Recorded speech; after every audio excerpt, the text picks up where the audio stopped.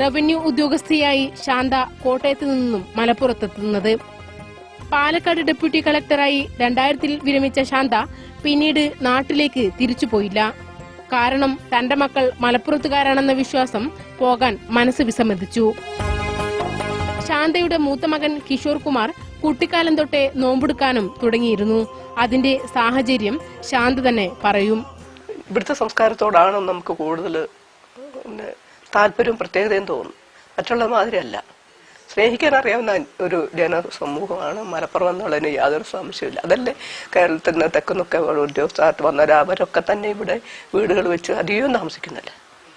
അതെന്ന് വെച്ചാൽ ഈ മതത്തിൽ അധിഷ്ഠിതമായ ഒരു പ്രത്യേകമായ ഒരു സംസ്കാരം ഉള്ളത് കൊണ്ടാണ് മനുഷ്യരെ സ്നേഹിക്കാൻ കഴിയും.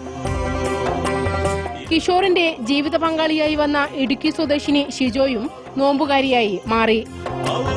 മലപ്പുറത്തിന്റെ മതമൈത്രി തകർക്കാൻ പല പരിഷ്കാരികളും കിണഞ്ഞു പരിശ്രമിക്കുന്നുണ്ടെങ്കിലും ഒന്നും വിലപ്പോവില്ല. കാരണം അത്രയ്ക്കും സുദൃഢമാണ് ബന്ധങ്ങൾ. നോമ്പുകാലമായാൽ അത് ഒന്നുകൂടി ഊട്ടിയുറപ്പിക്കുന്നു.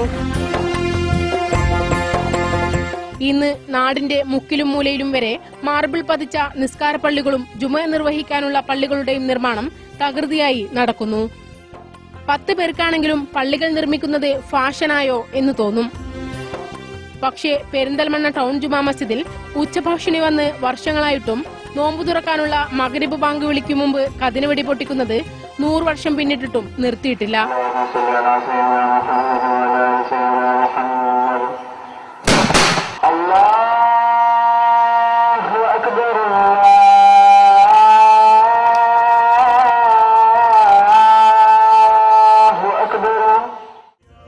കൗതുകകരമായ വസ്തുത, കഴിഞ്ഞ 43 വർഷമായി ഇവിടെ കതിന പൊട്ടിക്കാൻ എത്തുന്നത് അമുസ്ലിമായ പരിയാണിയാണ്. പള്ളിയുമായുള്ള തന്റെ ബന്ധത്തെക്കുറിച്ച് പറഞ്ഞു തീരുമ്പോഴേക്കും പരിയാണിക്ക് കണ്ണീരടക്കാനായില്ല. ആയിരങ്ങൾ നോമ്പ് തുറക്കുന്ന ഒരു സംഗതിയാണിത്. അപ്പോൾ എനിക്ക് നടക്കാൻ പറ്റുന്നിടത്തോളം കാര്യം ഞാൻ ചെയ്യുന്നതാണ് എൻ്റെ മനസ്സിൻ്റെ